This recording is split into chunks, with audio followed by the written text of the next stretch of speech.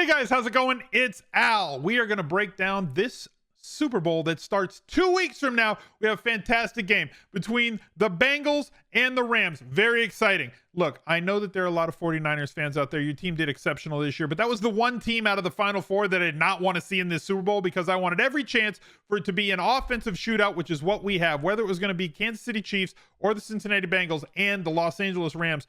All three of those teams provided a lot of offensive fireworks, especially when matched up against one another. And we have Joey Burrow in his first Super Bowl going up against Matthew Stafford in his first Super Bowl. So I'm going to take a look at the game and see what we have and kind of break things down and give you my opinion on who is going to walk away the winner. But I might change my mind because we got 2 weeks until the game starts. So let's just talk about what we got right now. I'll have a showdown preview for you guys next week. The 06010 podcast with myself and Mike Clay and Daniel Dopp will be out later this week before press day. So there's going to be a whole lot of content for you to absorb before you make your DraftKings showdowns picks for the big game. So thank you all for being here. Drop a like on the video, subscribe to the channel, ring the notifications bell. Let's talk about the Super Bowl. He's a legend. All right, I'm going to start with the Rams and the way that they have gone about things. We're going to take a look at Cincinnati, and then we're going to take kind of an overarching view of what these teams should be able to do to one another as the game gets here in 2 weeks. So, like, obviously the Rams have cycled around their passing game, and that passing game goes directly through Cooper Kupp. So Matthew Stafford has been tremendous, 900 yards through those 3 playoff games. Also, they could have blown out San Francisco at home in the conference championship. Skoranek acted like he was lost on a deep pass that would have resulted in a touchdown. He also had a pass, did Matthew Stafford, to Cooper Kupp in the end zone that was defended exceptionally well, turned into a tip and an interception. So they could have won that game going away. They didn't. They eked it out. But annoyingly, and this happened 2 weeks in a row for the Rams, and this is always going to be a danger. As good a coach as McVay is, he does tend to just kind of piss away timeouts in the second half. If they are playing with a lead as they were 2 weeks ago, he does tend to turtle up in the second half. Very predictable first down runs to Cam Akers. Cam Akers, look, kudos to him for coming back 6 months after an Achilles tear and looking very spry, but the Rams have not been anywhere near efficient running the football in the playoffs, averaging 2.9 yards per carry, 2.8 for Cam Akers, 24 carries for Sony Michel at only 3.3. Now the Bengals are a different defense and maybe you can run against them. Obviously, the 2 fumbles lost for Cam Akers in the divisional round, one of them at the end of the first half, right going into the goal line, and another one late in that game. Both of them could have put that game out of reach. So, like, the Rams are looking like they haven't been as dominant throughout the first few weeks of the playoffs as they could have. Stafford, though, 6-1 touchdown interception ratio, throwing the ball very well. Their pass catchers, Cooper Kupp, you don't have to see it. What more can we say about Cooper Kupp? He's been amazing. It clearly was not Odell Beckham Jr.'s fault in Cleveland. If you haven't watched my video on that, I did put the video out about Odell Beckham Jr. and when he left Cleveland. My well-reasoned, well-rationalized take of why, it was not his fault back then, and we'll see if he can right the ship moving forward. He has, moving into free agency here, so I don't want to hear any more Odell Beckham Jr. slander. Higbee left that game. In his stead, Kendall Blanton had a very good game in the championship round.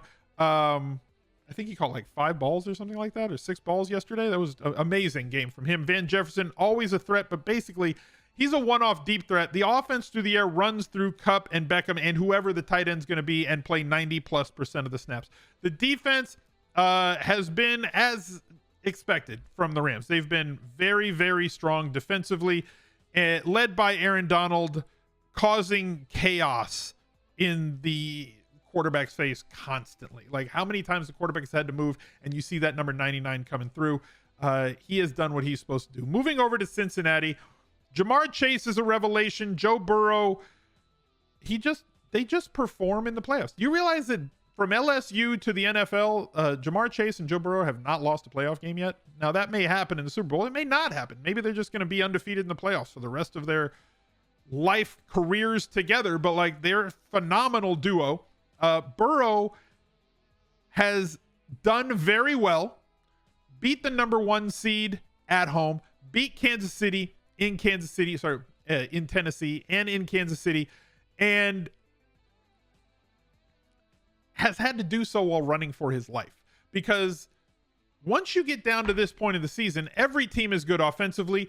Most teams are good defensively, but typically speaking, the defensive teams with the really good offense win out. If you remember last season, there were all 4 of the teams that were in the Final Four in 2020, playoffs for 2021, the Buccaneers, the Chiefs, whoever it was, right? The Bills. It was like, it came down to all of them had top 10 offenses in terms of DVOA, which we're going to look at in just a minute. The Buccaneers were the only team that had a top 10 defense in terms of DVOA, and they were top 5. And we see what happened when they went into Green Bay and then they won the Super Bowl against Kansas City last year. This game does look like it's along those lines. They do want to establish the ball, sometimes to their own detriment. With Joe Mixon, they ran the ball very predictably and into the line on first down a ton in the championship game, partially to try and manage the clock and keep Patrick Mahomes off the field in the second half, but like almost to a point where it seemed like it was hindering their offense, though they did come back via some great defensive plays in the second half, holding Patrick Mahomes to 3 points as the clock expired in the second half after just basically giving it up in the first half. The offense clearly runs through Jamar Chase and T. Higgins through the air. We're going to have to monitor. Both teams lost their tight ends in the championship game. Have to monitor that because it is a big drop off from CJ Uzomah to Drew Sample being the primary tight end. Samaje Perine had a big touchdown, a 41-yard catch and run from him. Tyler Boyd, running out of the slot, has really seen his market share decrease going into the Super Bowl throughout the playoffs, and their defense has done good enough.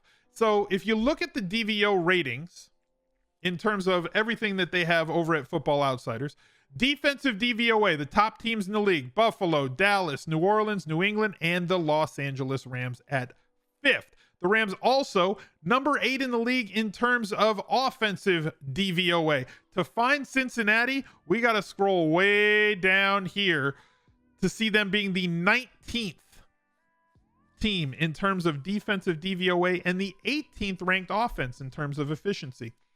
Now, knowing that their offensive line was already bad and then suffered 2 injuries in the first round of the playoffs, we saw what happened against Tennessee when Burrow won that game but was sacked, 9 times? And then yesterday he was running for his life on 2nd and long and 3rd downs where he was barely evading sacks.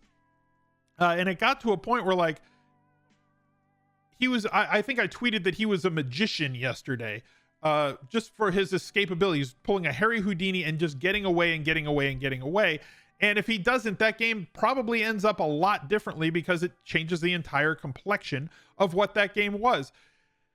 I think he's going to see a lot different pressure this week against the Rams. Trash Boat, thank you very much for the 8 months. Against Aaron Donald and the Rams defense, he could be in duress or under duress, so much so that it's going to look very similar, in my opinion, to last year when Kansas City played the Buccaneers, where Patrick Mahomes was, you thought he was going to die in that game. Now, what Cincinnati's defense does have going their way, right? I'm not here to just pile dirt on Cincinnati. They could very easily win this game. They have a very talented offense with a confident young quarterback who is willing to do anything that it takes to get the ball to his pass catchers, who have mismatches most games, whether it's T. Higgins running against single coverage, Tyler Boyd in the slot, or Jamar Chase against anybody. We saw how the Chiefs tried to neutralize him by rolling cover 2 over top of him every single play yesterday, and then they schemed to get him involved in the second half, which was good to see. But like, we talked about DVOA, and you see a lot of those same teams in terms of this stat right here: percentage of drives ending in an offensive score. You have the Buffalo Bills, the Patriots, the Saints, the Cowboys, the Broncos, all great teams in terms of defensive DVOA. The Cincinnati Bengals were 7th in the league in terms of, like, they were a bend but don't break defense. That strikes me as being very lucky for them to have been in the position that they were defensively. The Rams, very good DVOA defense. They also played a lot of really good offensive teams, being that they do play in the NFC West and scratch the square off against Russ Wilson twice and Kyler Murray twice, and San Francisco's offense 2 times during the regular season. They're at about the league average, about 36% of the time they allow a score. Now, that doesn't seem like a big deal, but like when you're going to apply as much pressure as the Rams should theoretically apply to Cincinnati in this game, and Cincinnati being as lucky as they were in terms of the outcome, in terms of the touchdowns allowed per drive, I kind of feel like the Rams win this game. And based on how they have been unlucky throughout the playoffs in terms of unlucky fumbles from Cam Akers around the goal line, or to seal a game, in terms of Skoronek's drop, or the play that was very well defended, like just an amazing jab by the San Francisco DB to cause an interception along the goal line for the Rams, or for San Francisco against the Rams. I think the Rams could win this one going away and look a lot like last year's Buccaneers Chiefs Super Bowl. I believe that the line right now is Rams by 4.5 and the total at 50. Would love to see an offensive shootout here. I do think that the Rams do cover that spread. I'm not a sports bettor. I could be completely wrong. So if you like the Bengals, or if you just want to fade my pick, go with that. But I think that the Rams win this game. They control it defensively, and I think that they're going to do what they have to offensively. The only thing that we have to worry about is that I don't trust Sean McVay with anything, with timeouts, with coach speak, with anything. So hopefully they can score some touchdowns early, and then McVay does not take his foot off the pedal and let the Bengals back into the game in order for me to be right, because I would like to be right about this, because I just put it on video for you guys to watch. If you think I'm wrong, go ahead, leave a reply down below, but drop a like on the video, subscribe to the channel. Look out for another video right there. He's a legend.